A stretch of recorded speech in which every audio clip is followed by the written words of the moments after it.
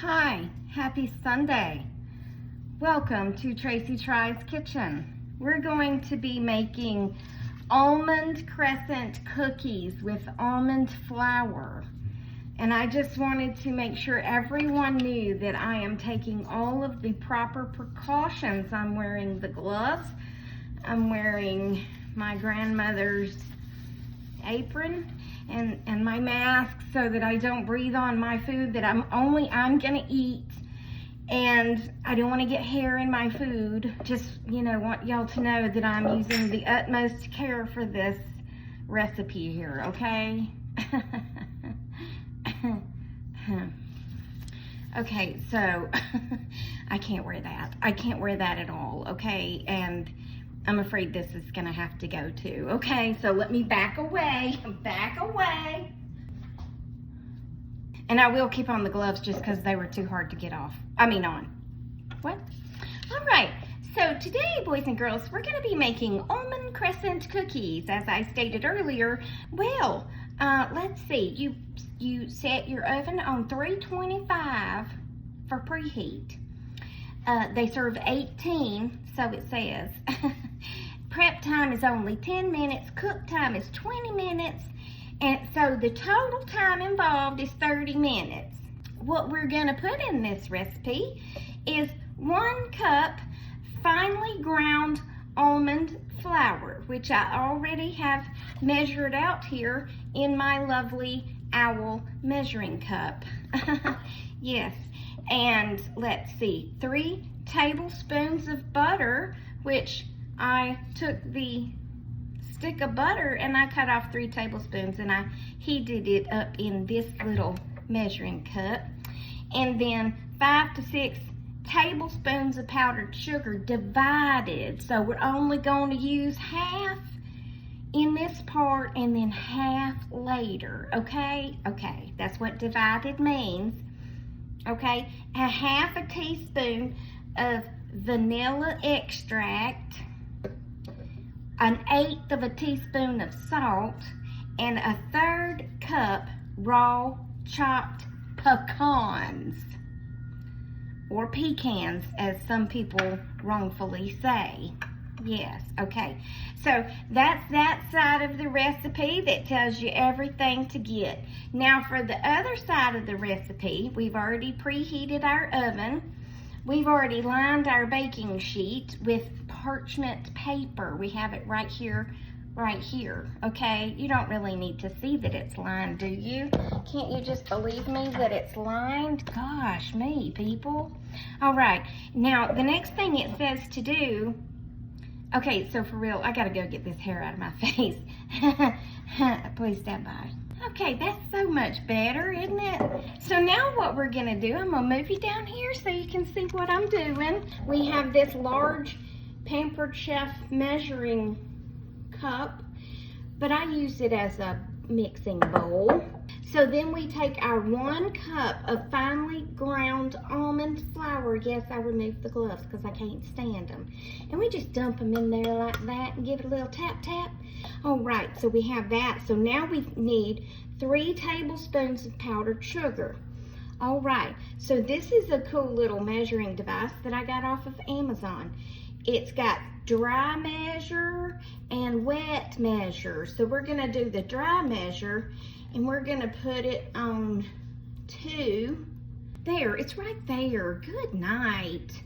Just trust me that it's 2, okay?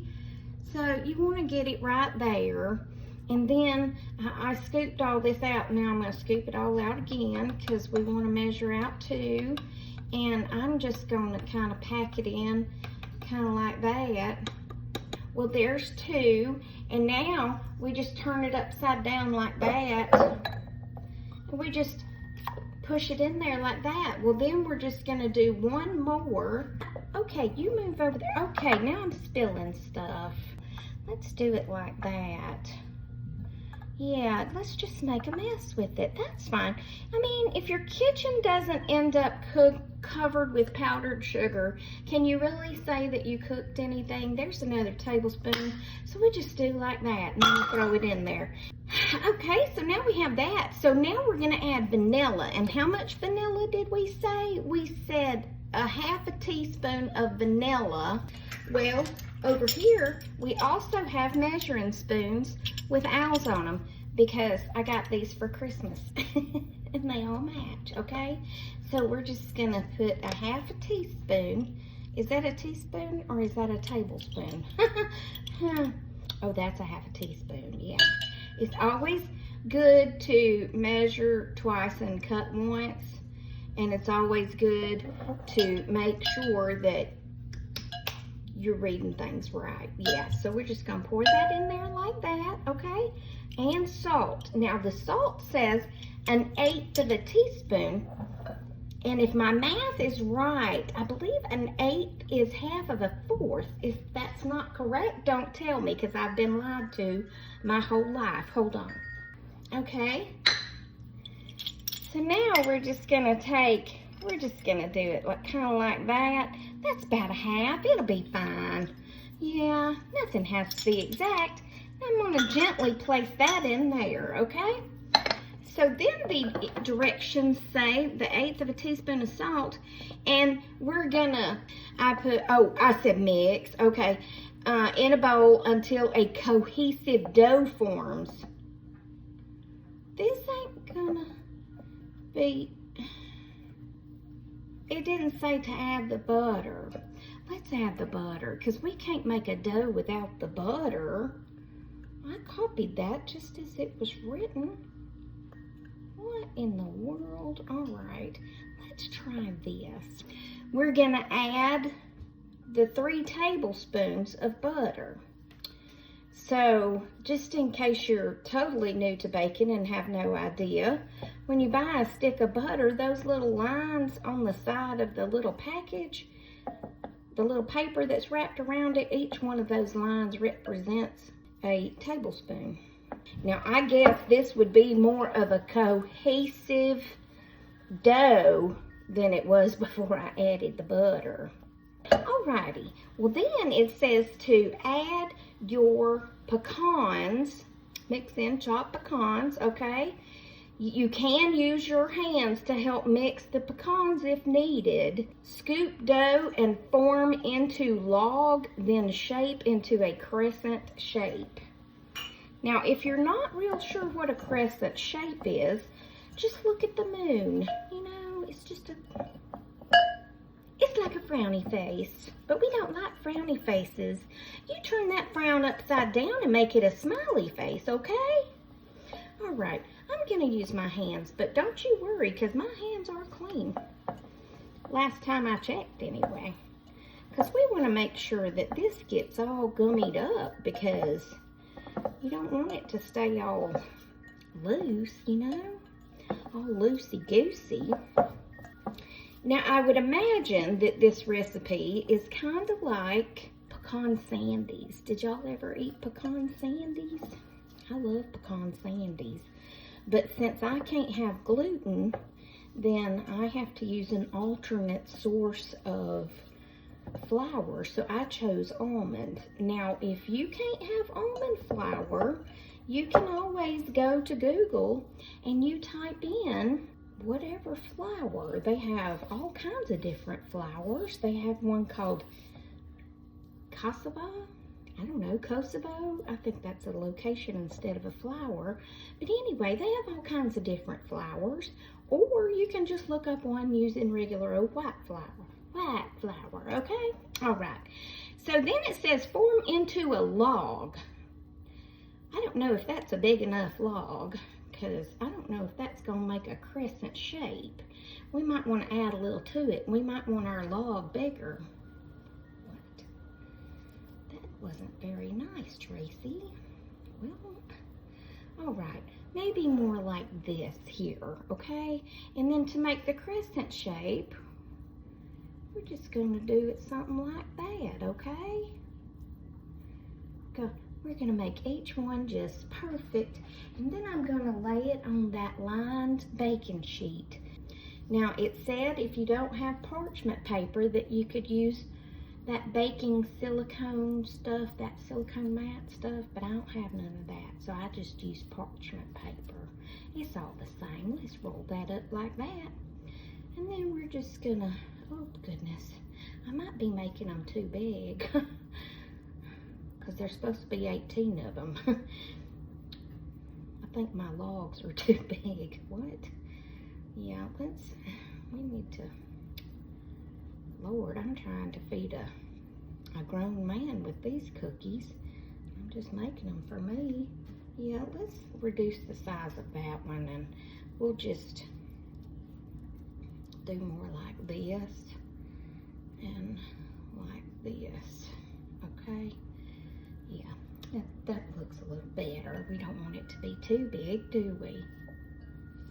Now, this is not my favorite part of this recipe, is playing with the dough, because I don't like sticky things on my hands, but sometimes you gotta do what you gotta do. And if you want some cookies that require putting your hands in them, then you're gonna have to get your hands dirty, okay? Okay, alrighty. Uh-oh, that just crumbled. Let's do it again. You gotta really kind of stick it together like that. Uh-oh, his tail keeps falling off. Stop that. And back to my silliness at the beginning, it just always tickles me what people in the comments say to people who are cooking in their own kitchen for themselves. You know what? If they want to eat hair in their food, just leave them be to eat hair in their food. Now, the thought of eating hair in my food makes me want to vomit, but there are people out there on My Strange Addictions that actually do eat their own hair. So, you know, maybe these people like to eat their own hair. So just leave them be, okay? If you're not eating it, then don't worry about it, okay? I'm gonna keep doing this, and I'm gonna turn that camera off, or I'm gonna have way too much to cut out. I'll be back, okay? Okay. Okay, it was supposed to make 18. I made 12. That's okay though, right? I mean, they're just bigger crescents. They're just bigger, but that's fine, right? Okay, so now it says it's 325. We already have it preheated. We're gonna cook them for 20 minutes. Now, I might need to cook a few more minutes since I made gargantuan crescent cookies, and I have them all spread out amongst the baking sheet here, and I'm just gonna pop them in the oven like it's hot. Oh, it is hot. Alrighty, and then we're gonna set our timer on 20 minutes, and then we're gonna go off and leave it. Alrighty, now when your oven's a beeping, it's time to get them out. I guess I'll use some of these things. I don't really need them. Alright, so we're gonna cancel off right there. We're gonna open it and turn my head away because it'll steam up my glasses. Alrighty, are y'all done? Did y'all have enough time? I mean, you look good. Now, my baking sheet is by Pampered Chef as well, and it's the stoneware baking sheet. Okay, let's move this over here. But I just like to be super careful when I'm taking this out of the oven to put on my stovetop, since my stovetop is glass. I don't want to just slam it up here. All right, we're gonna let them cool for 5 and I'll be back, okay? Okay. And we're back. All right, so now what we are going to do, we're going to take one crescent cookie and then we're gonna drop it in there like that. And I mean, I guess you could do more than one at a time, I don't know. But it said roll it around in the powdered sugar like so. And then just tap off the excess and then just put it back over there on your parchment paper, because they have cooled on the pan for 5 minutes, and then I moved them to the cooling rack for another 10 minutes, and now they are nice and cool. Looky there. Ain't that just the coolest thing since sliced bread? Okay, and then you just coat each one. But let's go ahead and take a bite, because I know you're dying to find out, aren't you?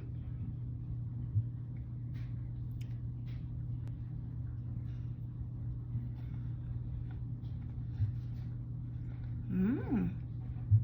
Mm-hmm. Mmm. Mmm. They do taste like pecan sandies. They're not overly sweet.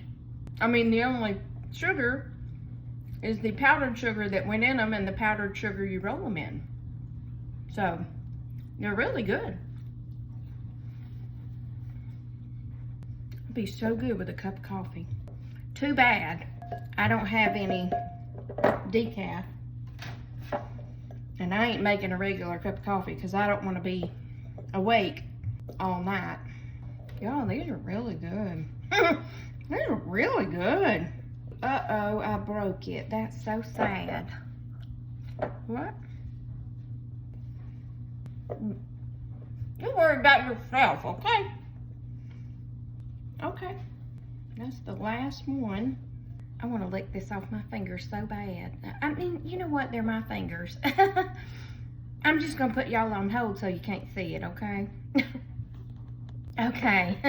I didn't lick it off my fingers. I went and washed my hands. I'm just kidding. Hold on. Well, that's going to be it for this video. Thanks for joining me. Remember that I love you. Jesus loves you. I hope he's coming back soon because people be crazy. And I will talk to you on the next Tracy Tries, which will be tomorrow since I post every day. Be sure to do them things, and I'll see you tomorrow. Toodles, my noodles.